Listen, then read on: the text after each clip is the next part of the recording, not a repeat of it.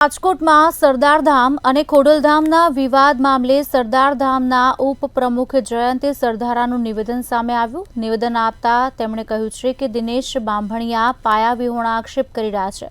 હું ખોડલધામ અને સરદારધામ બંનેમાં ટ્રસ્ટી છું। મેં કોઈ સોપારી લીધી નથી કે નથી કોઈ મીટિંગ કરી। દિનેશ બાંભણિયા પાસે પુરાવા હોય તો મારી પાસે આવે।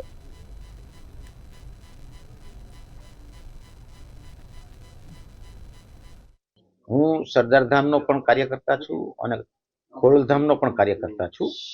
બંને જગ્યાએ જે જવાબદારી મને સોંપે એ હું કરતો રહ્યો છું અત્યાર સુધી અને હજી પણ કરવા તૈયાર છું। મારે એવી સોપારી લેવાની કોઈ જરૂર નથી। જો દિનેશભાઈએ કીધું હોય તો એ આવે મારી પાસે પ્રૂફ લઈને સાબિત કરી દે। મને કહે કે આ પાર્ટી પ્લોટમાં આ રીતથી મીટિંગ હતી। જો એ સાબિત કરી દે કે મેં આવી કાંઈ ચર્ચા કરી છે કે સોપારી લીધી છે તો હું જાહેર જીવન છોડી દઈશ।